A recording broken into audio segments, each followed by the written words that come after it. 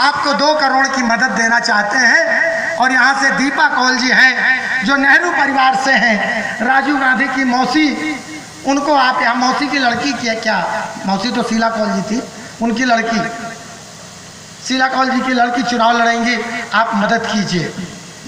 मैंने कहा कि पवन पांडे बिकाऊ नहीं है, ये खुददार और स्वाभिमानी व्यक्ति है। आपने हमको धोखा दिया है और हमारे पीछे लोग जो 20-25 हजार की संख्या में सुल्तानपुर में रहे, जहां मैं राजनीति नहीं करता, उनका भरोसा मैं तोड़ नहीं सकता, इसलिए मैंने पर्चा भरा और जेल से ही कंघी चुनाव चिन्ह पर चुनाव लड़ा। संयोग ऐसा, राम की मर्जी ऐसी कि एक बड़े नेता यहां आए, उनका पर्चा खारिज हो गया। बहुत प्रयास के बाद भी भारतीय जनता पार्टी ने पवन पांडे को समर्थन नहीं किया, उसने एक दुबे जी को समर्थन कर दिया। अरे बूटी नाम नहीं था, हरिशंकर दुबे, क्या नाम था उनका, चंद्रभूषण दुबे, श्री चंद्रभूषण दुबे जी अब जेई हैं शायद, हमने सुना है। उनको उन्होंने समर्थन किया, मुझे नहीं किया। आप समझ सकते हैं कि मेरे जैसे आदमी का समर्थन क्यों नहीं हुआ। रामचंद्र परमहंस जी, मैं जेल में था, आपके बीच आए और चारों तरफ अपनी बात कहे, जो उस समय राम जन्मभूमि न्यास के अध्यक्ष थे और जो बहुत ही खर्रा बोलने वाले व्यक्ति थे। आपने उल्लेख किया श्री महाराज जी ने, और जिनके साथ हम लोगों ने संकल्प लिया था कि हम विदेशी आक्रांताओं के कलंक को मिटाएंगे।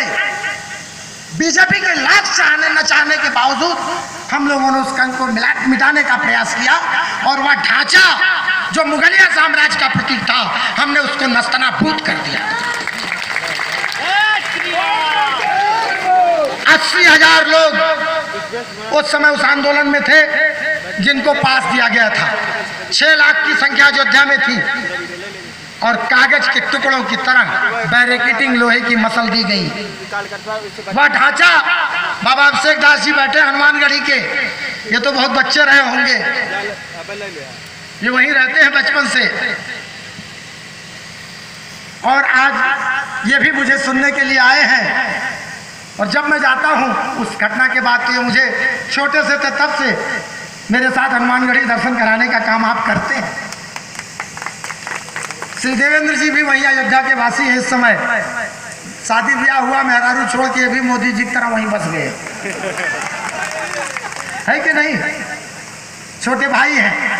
हम लोगों ने संकल्प लिया कि हर कीमत पर हम राम मंदिर का निर्माण कराएंगे, और बड़े दुख का विषय है कि जो प्रयास सार्थक होना चाहिए था वो नहीं हो सका, और कांग्रेस की गलत नीतियों के कारण या कपिल सिब्बल की अपनी धूर्तता के कारण अड़ंगा लगा दिया गया, और जो जज हमारे फेवर के थे, जो सनातनी थे, उनके रहते इसका फैसला नहीं हो सका। दीपक मिश्रा जी, आज ऐसे व्यक्ति आ गए हैं जिन्होंने उनकी कपिल सिब्बल की बात मान ली और डेट पर डेट बढ़ाए जा रहे हैं। जब पुरातत्व विभाग ने खुदाई करके बता दिया कि यहाँ राम जन्मभूमि ही थी, राम अयोध्या में पैदा हुए, सर्वविदित है, अन्य धर्मों के सारे पैगंबरों का जन्म का स्थान है, और हम सनातनियों के राम के जन्म का कोई स्थान नहीं है। जिस राम के नाम पर रामनवमी की छुट्टी होती है, उस राम के जन्मभूमि का कोई निर्धारण नहीं है। कितनी शर्म की बात है, कितनी शर्म की बात है। हमें मर जाना चाहिए। हम नहीं जानते थे उस समय जब आंदोलन में कूदे, मेरा शादी ब्याह नहीं हुआ था। आज तो मेरा बेटा भी 26 साल का होके 25 साल का आपके बीच आया है। लेकिन महाराज जी, आपने बहुत बड़ी समस्या हमारे सामने डाल दी। मैं बात करूं तो क्या क्या करूं, कुछ समझ में नहीं आता। ये तो रही हमारी राष्ट्रीय बात, राष्ट्रीयता की बात, लेकिन आज समस्या और भी है। समस्या यह है कि मैं सत्ता में भागीदारी के लिए और सदन की सबसे बड़ी पंचायत, इस देश की सबसे बड़े सदन और पंचायत में पहुंचकर अपनी बात उधम सिंह की तरह रखना चाहता था।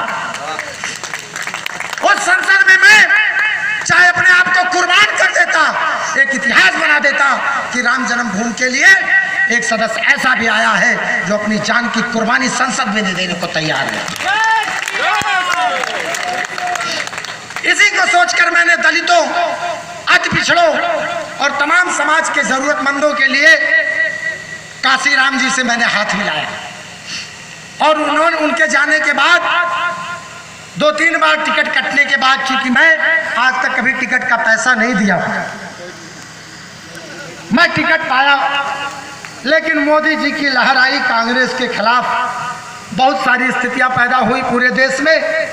सब 5-5 लाख से जीते, लेकिन यहाँ के सांसद जी 1,69,000 से जीते। मेरी उन सांसद से कोई दुश्मनी नहीं थी, अच्छे वक्ता, अच्छे व्यक्ति हैं, मैं उनके बारे में किसी तरह की टिप्पणी नहीं करूंगा। बड़े लोग हैं, बड़े परिवार के लोग हैं, बड़े ही रहेंगे, हम तो छोटे लोग हैं, कुर्बानी देने के लिए। लेकिन ये जान ले, कोई भी ताकत, कोई भी दल, कोई भी प्रत्याशी पवन पांडे को न डरा सकता है, न खरीद सकता है और न अपने आगे झुका सकता है। पवन पांडे का